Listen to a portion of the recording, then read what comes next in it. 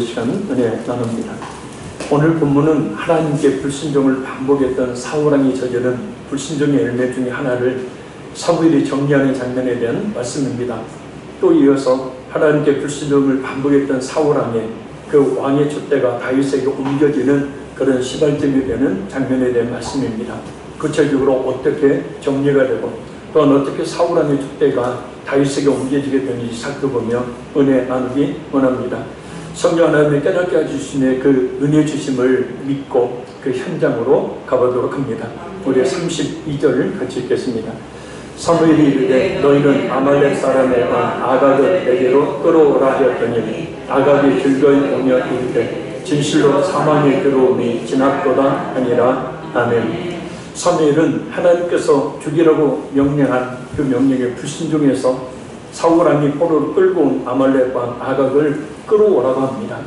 그런데 아각은 즐거워하며 자신이 이제는 살았다라고 말합니다. 이 32절을 원어를 그렇게 번역하면 이런 뜻입니다. 사무엘이 말하였다. 내게 아말렉 왕 아각을 데리고 오십시오. 아각이 그에게 비틀거리며 걸어와서 말하였다. 정말로 죽음의 쓰라림이 끝났다. 아각은 아말렉의 왕이었지만 전쟁에서 패하여 포로로 끌려왔습니다. 당시 근동지역에서 포로를 끌고 올 때 대부분 발가 벗기고 또 쇠사슬에 매어서 끌고 오기 때문에 그 끌려오는 과정이 편했을 리가 없었을 것이고 또 포로로 갇혀있던 상황에 몸과 마음은 많이 피폐해져 있었을 것입니다. 그래서 몸을 제대로 가누지도 못하고 비틀거리면서 사울 앞으로 나옵니다. 아각이 이렇게 비틀거리며 오는 모습을 보니 마음이 너무도 아프고 또 아팠습니다. 바로 믿지 않는 사람들이 영적으로 이런 모습이기 때문입니다. 술에 취한 듯 세상의 쾌락에 취하고 세상의 그림자와 같은 물질에 취해 쫓으며 오늘도 비틀거리며 그 발걸음을 옮기고 있기 때문입니다. 죄와 사망의 권세에 짓눌려 온갖 죄를 지으면서도 죄인지를 알지 못하고 비틀거리는 삶을 살고 있기 때문입니다. 자신이 영원한 죽음을 향해 나아가는 것도 모른 채 비틀거리며 그 길을 가고 있기 때문입니다. 정말로 죽음의 쓰라림이 끝났다. 아각이 말하고 있듯이 곧 죽을 것도 알지 못한 채 살 것이라고 외치고 있는 사람들, 영원한 멸망이 코앞에 있음에도 알지 못한 채 오늘도 성공과 행복만을 추구하며 살고 있는 사람들, 바로 그들을 생각하니 정말 마음이 아프고 또 아픈 겁니다. 제가 그런 삶을 살아봐서 우리 그것이 전부인 것으로만 알고 살았던 이전의 제 모습이 그대로 글러지게 되면서 마음이 정말 아프고 또 쓰라린 것입니다. 아각이 눈앞에 있는 죽음을 보지 못하고 자신이 오히려 죽음에서 벗어났다라고 말하고 있는 것처럼 아직도 믿지 않는 가족들과 세상 사람들은 이런 상태로 살아가고 있습니다. 그러니 우리는 오늘도 영적으로 비틀거리는 그 영혼들에게 예수 그리스도의 십자가의 복음을 증거함으로 예수님 앞에 바로 서게 해야 합니다. 왜냐하면 예수님 앞으로 나오지 않으면 자신의 죄로 결국 영원한 멸망을 당하게 되기 때문입니다. 그래서 사무엘이 아각을 향해서 뭐라고 말합니까? 우리 33절 읽겠습니다. 사무엘이 이르되 내 칼이 여인에게 자식이 없게 한 것 같이 여인 중 내 어미에게 자식이 없으리라 하고 그가 길갈에서 여호와 앞에서 아각을 찍어 죽이니라. 아멘. 이 33절을 원어에 충실하게 번역하면 이렇게 번역할 수 있습니다. 사무엘이 말하였다. 네 칼이 여자들의 자식을 앗아간 것처럼 그렇게 내 어머니가 여자 중에 자식을 잃게 될 것이다. 사무엘이 아각을 길갈의 여호와 앞에서 조각내었다. 아각이 전쟁에서 많은 사람을 죽여서 그들의 어머니들에게 슬픔과 고통을 준 것처럼 이제 아각의 이 죽음으로 말미암아서 그 아각의 어머니가 고통을 겪게 될 것이라는 말입니다. 이는 아각이 죽게 되는 것이 곧 아각 자신의 죄 때문이라는 그런 말입니다. 아각이 어떻게 죽습니까? 찍어 쪼개져서 곧 원에 있는 조각이 나서입니다. 하나님의 죄인에 대한 공의의 심판이 얼마나 철저하고 엄중한 것인지를 보여줍니다. 이런 하나님의 심판에 대해서 어떤 사람들은 사랑의 하나님께서 어떻게 이렇게 사람을 끔찍하게 죽게 하시느냐라고 말합니다. 그러나 이런 죽음은 우리에게 몇 가지 교훈을 줍니다. 첫째는 죄의 결과가 어떤 것인지를 알게 하시는 거예요. 아각이 자신의 죄로 말미암아 끔찍하게 찍혀 조각이 나며 죽는 그 모습, 이 모습은 구약의 속죄제사를 연상하게 해줍니다. 속죄제사를 지내기 위해서 죄인이 성전에 짐승을 끌고 옵니다. 제사장의 지시에 따라서 짐승이 머리 위에 손을 얹고 자신의 죄를 고백합니다.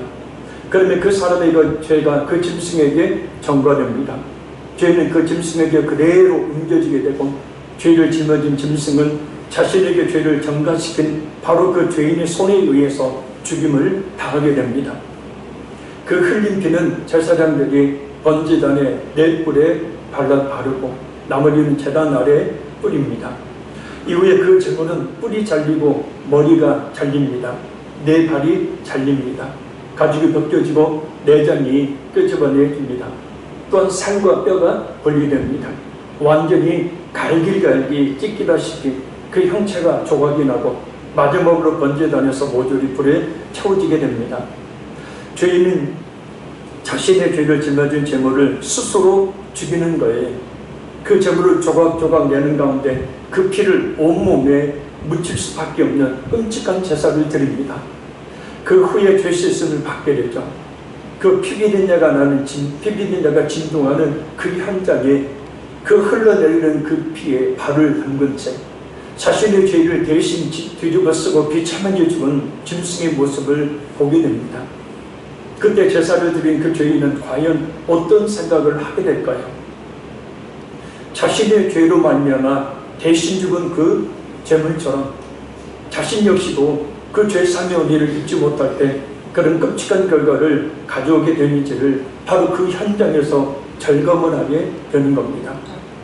바로 예수님께서 우리를 위해 이 제물처럼 죽임을 당하셨죠. 우리 모든 죄를 그 몸에 지셨기에 이 제사의 짐승과 똑같은 죽임을 당하십니다. 짐승의 뿔과 머리가 잘린 것처럼 예수님의 머리에는 날카로운 가시관이 씌워져서 움직일 때마다 죽음의 고통을 느낍니다. 짐승의 가죽이 벗겨진 것처럼 예수님은 발가벗겨 주셨죠. 짐승의 네 발이 잘린 것처럼 예수님의 손과 발에는 커다란 배못이 박혀서 그 몸의 고통을 더욱더 가중시켰습니다. 짐승의 뼈와 살이 분리된 것처럼 예수님은 쇠조각과 짐승의 날카로운 뼈 조각이 달린 그 채찍에 맞아서 그 뼈가 드러나는 그런 고통을 겪으셨습니다. 짐승의 심장에 칼이 꽂힌 것처럼 예수님은 로마 군병의 창에 옆구리가 찔려서 밑에서 위로 찔리니까 옆구리에서 심장을 관통하고 그 심장이 찢어지는 고통을 겪으셨죠. 짐승의 마지막 번제단에서 불태워진 것처럼 예수님은 골고다 언덕 십자가 위에서 우리 모든 죄를 대속하기 위한 제물로 하나님께 드려줍니다. 이렇게 예수님께서는 우리 모든 죄를 그 몸에 지시고 죽으신 완벽한 속죄제의 제물이 되셨습니다. 히브리서 10장 14절 말씀입니다.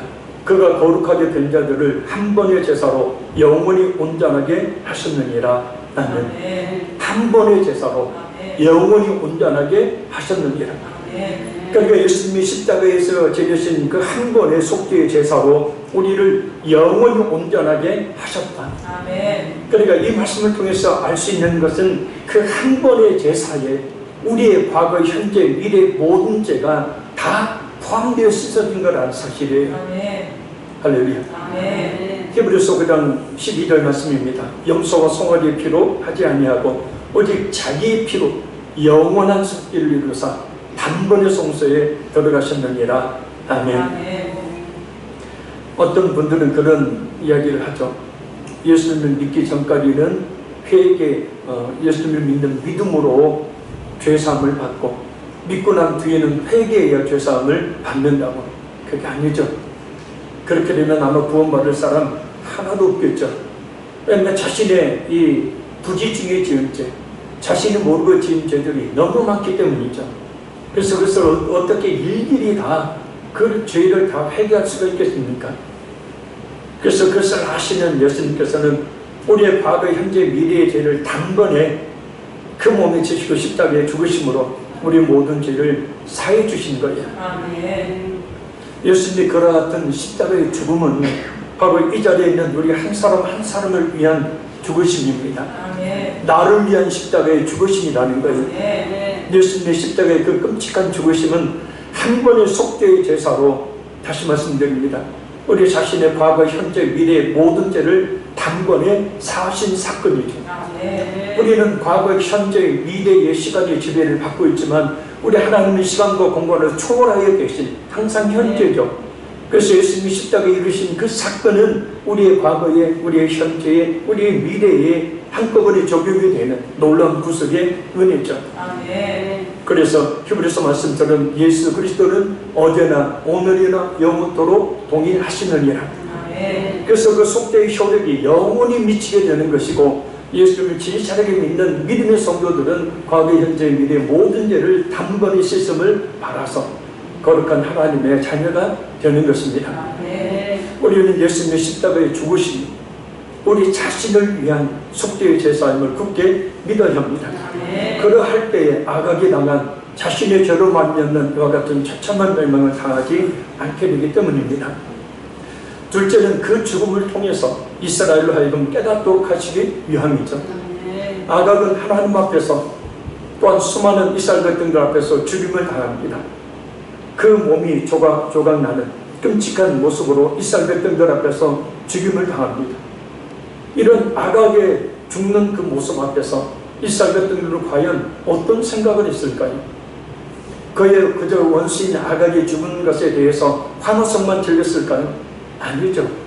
자신들의 죽음 또한 보았을 것입니다. 자신들의 죄가 얼마나 끔찍한 결과를 가져오는지 똑똑히 보았을 것입니다. 그렇다면 우리는 오늘 본문의 아각의 그 끔찍한 죽음을 보면서 어떤 생각을 가져야 하는가? 고린도전서 10장 11절 말씀입니다. 또한 그들에게 일어난 이런 일은 본보기가 되고 또한 말세를 만난 우리를 깨우치기 위하여 기록되었느니라. 아멘. 아멘.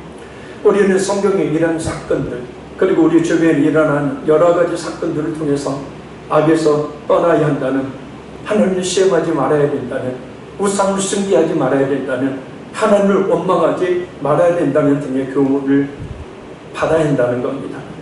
그리고 정말로 진실하게 예수님을 우리 자신의 하나님으로 구원자로 믿는 순전한 믿음을 갖기를 힘써야 합니다. 아멘. 거짓된 믿음, 형식적인 믿음이 아니라 순전한 믿음 말입니다. 아멘. 우리 34절, 35절 읽겠습니다. 이에 사무엘은 라마로 가고 사울은 자기 집으로 올라가니라. 사무엘이 죽는 날까지 사울을 다시 가서 보지 아니하였으니 이는 그가 사울을 위하여 슬퍼함이었고 여호와께서는 사울을 이스라엘 왕으로 삼으신 것을 후회하셨더라. 아멘. 사무엘은 라마, 곧 라다마임 소빌이라는 자신의 고향으로 가고, 사울은 곧 자신의 이 고향이자 통치의 중심지인 기브아로 갑니다. 사무엘과 사울의 이 헤어짐은 단순한 헤어짐이 아닙니다.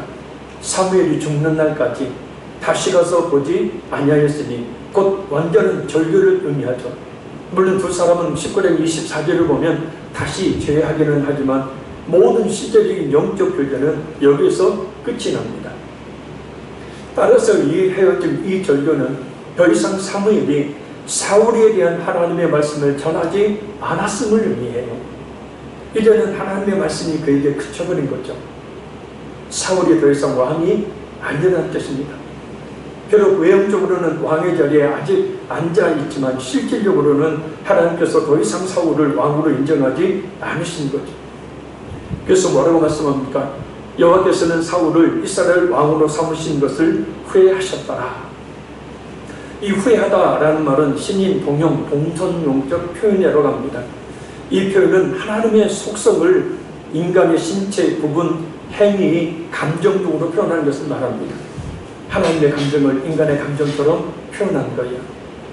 그런데 원어를 보면요, 나는 그가 이스라엘의 왕으로 있는 것을 거절했다라고 번역할 수 있어요. 그러니까 사울이 왕으로 있는 것을 하나님이 이제 거절해 버리신 거예요. 더 이상 사울이 왕으로 있는 것을 하나님께서 용납하시지 않으셨다는 뜻입니다. 사울왕의 불순종으로 인해서 이제 그의 촛대가 옮겨져 버린 거죠. 하나님께서 택하셨지만 그 하나님의 택하심의 그 의미를 알지 못하고 불순종하는 그 사울을 이제는 더 이상 왕의 자리에 있지 못하도록 하시겠다는 말씀입니다. 우리에게 주신 직분, 우리에게 주신 사명, 우리에게 주신 인사 어떤 것입니까?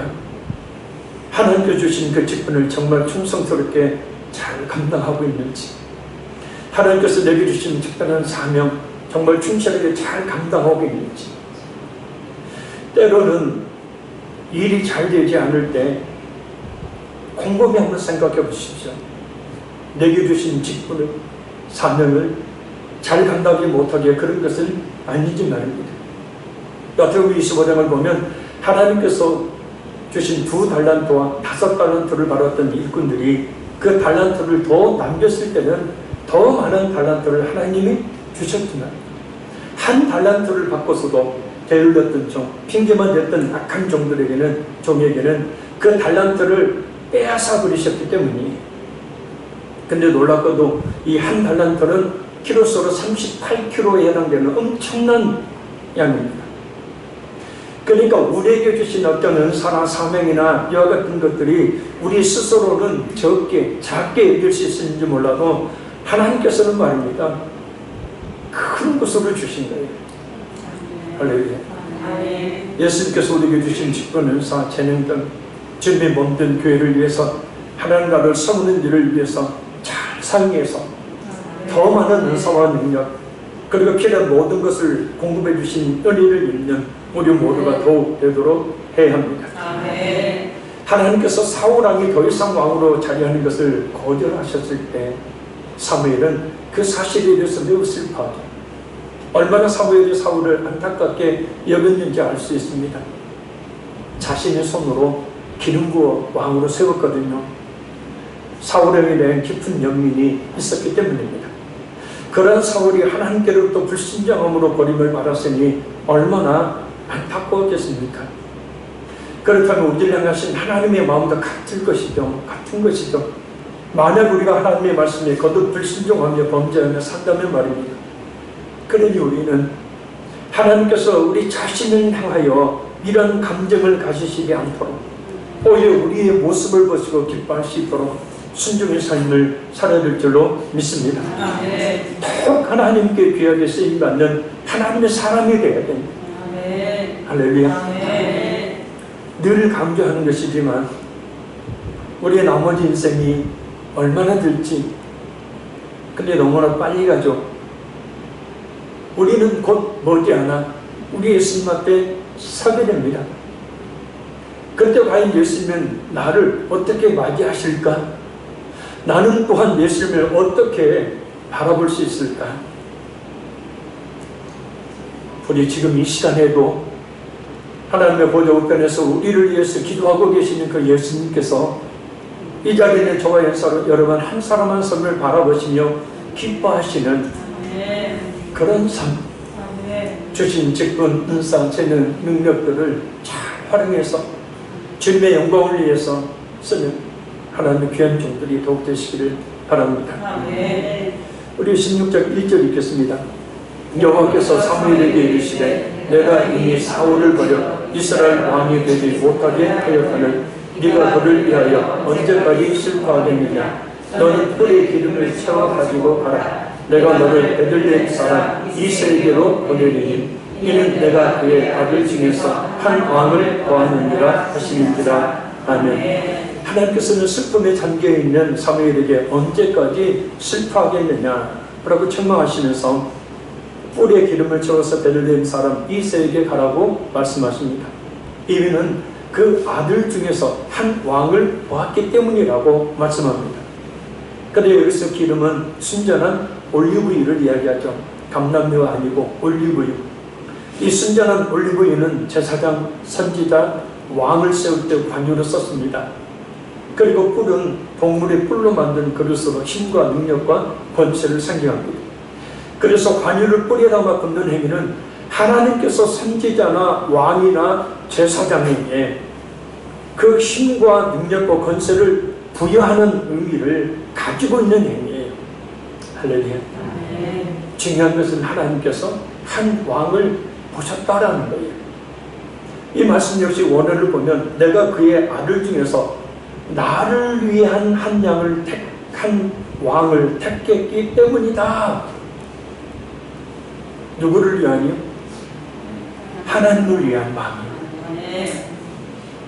자신을 위해서 왕 노릇했던 사울이 아니라 이제는 하나님 자신을 위한 왕을 택하셨음을 말하는 겁니다.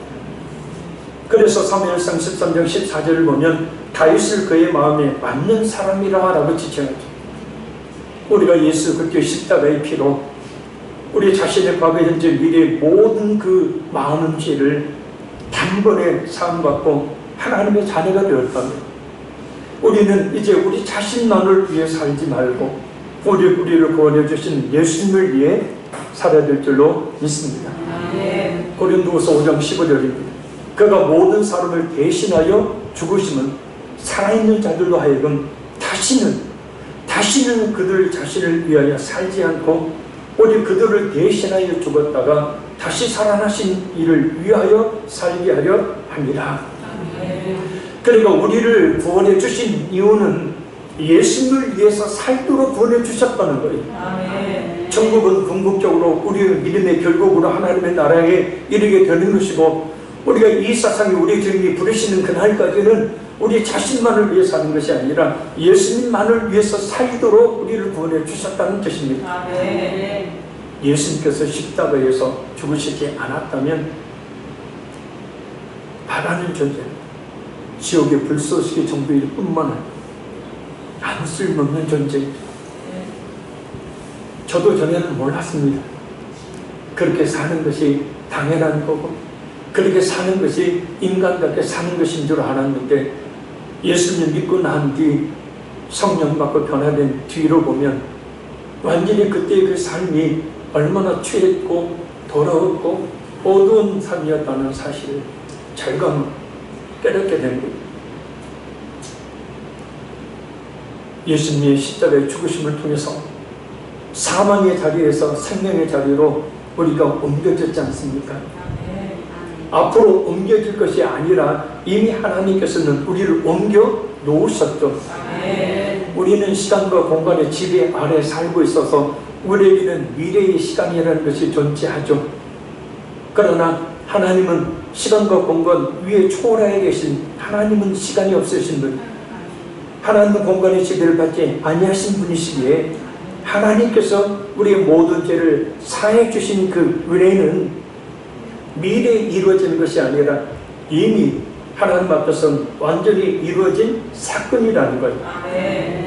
그래서 로마서 8장 1절 2절에 그러므로 그리스도 예수 안에 있는 생명의 성령의 법이 죄와 사망의 법에서 너희를 해방하였습니다. 이 판결할 때 쓰는 단어예요. 해방하였다는 것. 판결이라니까요. 그러니까 이미 하나님께서는 예수님을 믿어 성령 받은 모든 성도들을 이미 죄 없다, 다시는 정죄하지 않는다라고 이미 판결을 내려놓으셨다. 그래서 우리의 주인이 누구예요? 예수님이시죠. 우리의 삶의 주인도 예수님이십니다. 우리의 가정의 주인도 일터의 주인도 예수님이십니다. 그래서 하는 사업도 직장의 일들도 주님의 일을 하듯 해야 한다. 할렐루야. 아이고, 오늘도 또 출근을 해야 되네. 오늘도 그냥 반복된 일상 속에 그냥 아이고, 오늘도 어떻게 하루를 보내야 될까? 그게 아니고는 직장에서 일터에서 최선을 다해서 정직하고 성실하게 열심히 일하는 게 바로 주님을 위해서 일하는 것. 가정도 주님의 것이니 가정에서 기도와 찬양을 드려야 되고 자녀들도 주님의 것이니 주님의 영광 위에 살도록 말씀으로 잘 양육해야 합니다. 우리 모든 것은 우리가 예수를 믿은 이후에는 그 소유권이 우리에게 아니라 예수님께 완전히 다 넘어가 버렸습니다. 할렐루야. 우리의 진실한 믿음은 자신을 위해 살지 않게 합니다. 주님을 위해 살게 합니다. 우리의 삶의 중심이 우리 자신에게서 자꾸 예수님에게로 옮겨지게 되고, 우리의 삶의 무대에서 우리 자신을 엑스트라요, 주인공은 우리 예수님이 되어져야 됩니다. 주인공의 자리에 서 있던 우리가 예수님에게 그 자리를 내어주게 됩니다. 그렇게 사는 것이 진짜 예수님을 믿는 성도의 모습입니다. 따라합니다. 나를 위해서만 살지 말고 주님을 위해서 살자. 자, 우리 2절 3절 말씀 읽겠습니다. 사무엘이 이르되 내가 어찌 갈 수 있으리까? 사울이 들으면 나를 죽이리이다 하니 여호와께서 이르시되 너는 암송아지를 끌고 가서 말하기를 내가 여호와께 제사를 드리러 왔다 하고 이새를 제사에 하나 내가 네게 행할 일을 가르치리니 내가 네게 알게 하는 자에게 나를 위하여 기름을 부을지니라. 아멘. 사무엘은 사울이 있는 기브아로 가서 자기 왕이 될 사람에게 기름을 부으면 분명 사울이 자신을 죽일 것이라고 말합니다. 왜요? 반역에 해당되는 행위이기 때문이죠. 그러자 하나님은 암송아지를 끌고 가서 제사를 드리러 왔다 말하고 그 제사에 이새를 또 그 아들들을 초청하라고 말씀합니다. 그리고 하나님께서 알게 하는 자에게 하나님을 위하여 기름을 부으라고 말씀하십니다. 그런데 가만히 보면 마치 하나님께서 사울을 속이기 위해 사무엘로 하여금 제사를 핑계 삼아 드리라고 하신 것 같이 여겨집니다. 그러나 전혀 그렇지 않습니다. 왜냐하면 레위기 3장 1절에서 5절을 보면 화목제는 암송아지를 드리는데 제물이 암송아지잖아요. 그러니까 이 제사는 무슨 제사요? 화목제예요. 화목제는 제 제물의 일부를 나눠 먹는 제사예요. 그래서 이새와 아들들을 초청해도 아무런 문제가 되지 않는 제사입니다. 하나님께서는 다윗을 왕으로 기름 붓는 중요한 사건을 앞두고 하나님께 제사를 드리라고 말씀하고 있는 것입니다. 하나님의 명령과 사울에 대한 두려움에 빠진 사무엘. 과연 사무엘은 어떤 길을 택하게 될까? 만약 우리가 이런 상황에 있다면 어떤 결정을 하게 될까요?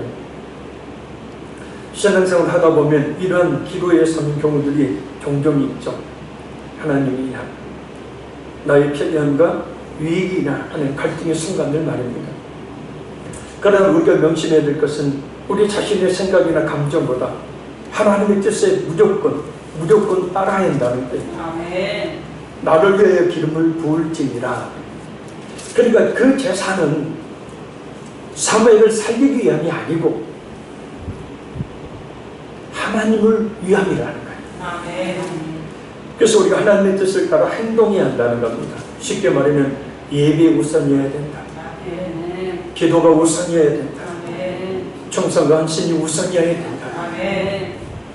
그 우선순위를 딱 정해놓으면요 흔들림이 없어요. 근데 우선순위를 정해놓지 않은 거예요. 그런 갈등 속에서 하나님의 뜻이 무엇인지를 분별하고 그 뜻대로 움직이는 우리 모두가 되기를 바랍니다.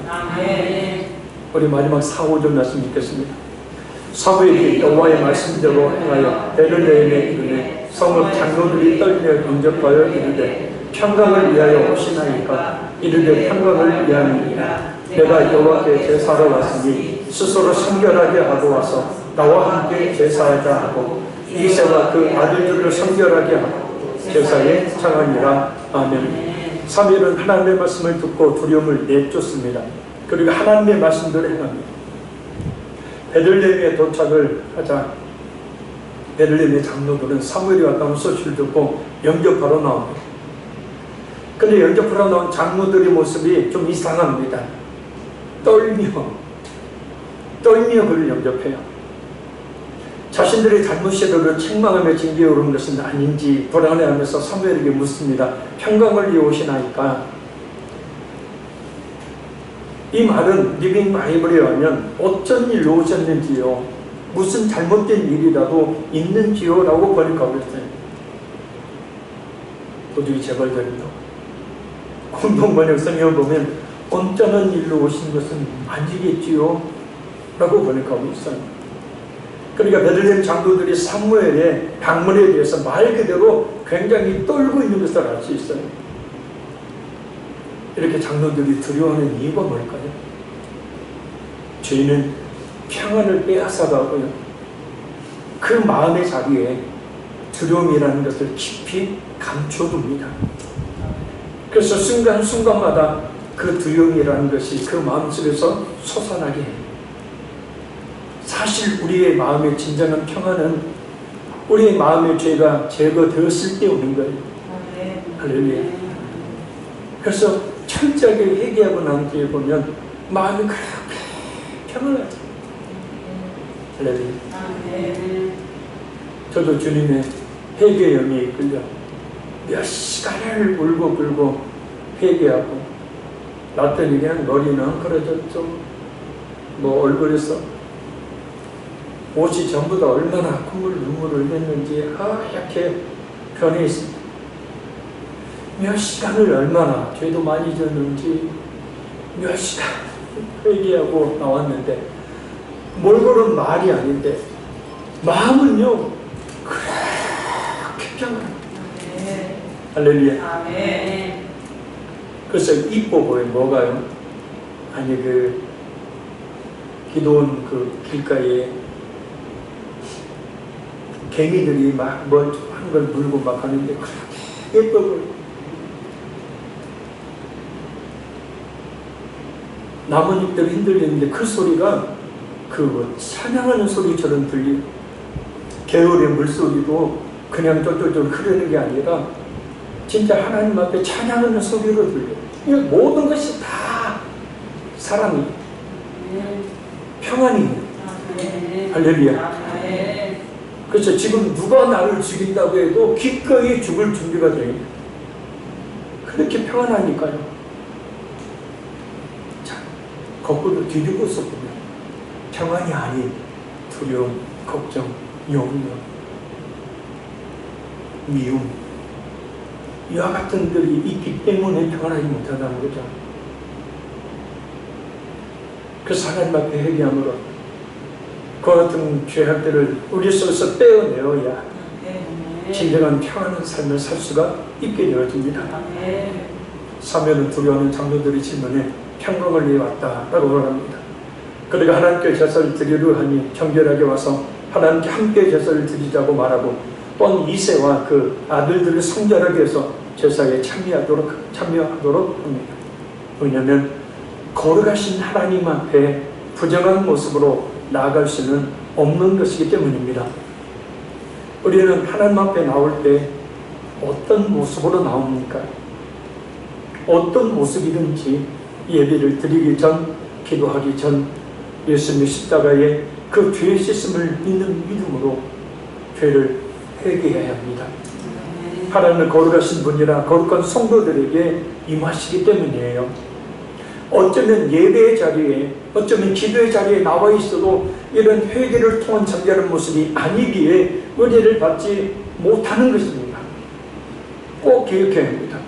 하나님의 거룩하시니 그 앞에 서 있는 우리는 늘 예수님의 십자가의 죄의 씻음을 믿는, 의지하는 믿음으로 맞는 회개로 거룩한 모습으로 서야 함을 말입니다. 그럴 때 거룩하신 영이신 성령께서 임하셔서 말씀을 통하여 기도 가운데 충만한 은혜를 부어 주신다는 거예요. 결국은 은혜 받음과 은혜 받지 못함은 하나님의 은혜가 부족해서도 아니고 하나님의 역사하심이 덜해서도 아니고 결국은 우리가 하나님 앞에 어떤 모습으로 서 있느냐에 달려있다.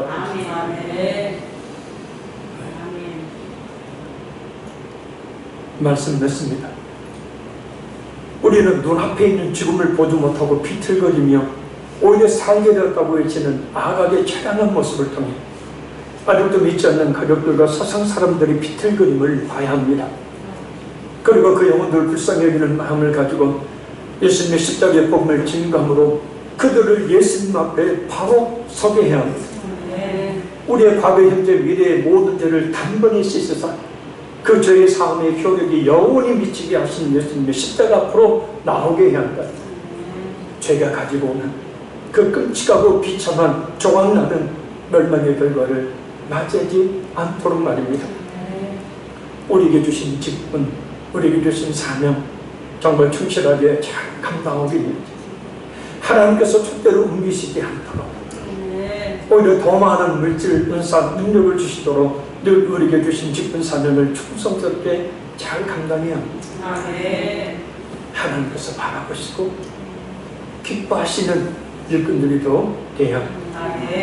우리가 예수님의 십자가의 피로 우리 자신의 과거, 현재, 미래 모든 일을 단번에 사함받고 하나님의 자녀가 되었다면 나를 구원해 주신 나의 주인이 되신 예수님을 위해 살아야 합니다. 우리의 사업과 일터와 직장, 가정, 자녀들의 주인이 예수님이기 때문입니다.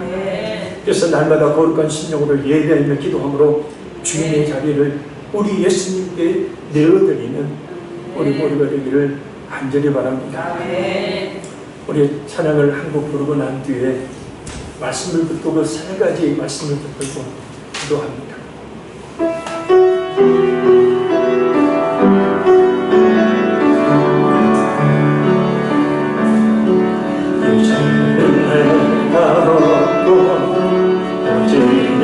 예수님께서 살아계신 내 안에 살아계신 오직 예수님만 찬양하며 살리라 예배하며 살리라 내 안에 계신 예수님만 주님은 나의 아버지 내 사랑으로 남기시고 주님은 나의 아들 아버지 나의 모든 것 주님께 맡기리 이제는 내가 주님과 함께 십자가 위에 죽었으니 이제는 내가 산 것 아니요 내 안에 주님이 사신 것 죽은 나의 아버지 주님은 나의 아버지 내 사랑으로 남기시고 주님은 나의 아들 아버지 나의 모든 것 주님께 맡기리 이제는 내가 주님과 함께 십자가 위에 죽었으니 이제는 내가 산 것 아니요 내 안에 주님이 사신 것이야 생명과 없고 오직 예수님만 내 안에 살아계신 오직 예수님만 찬양하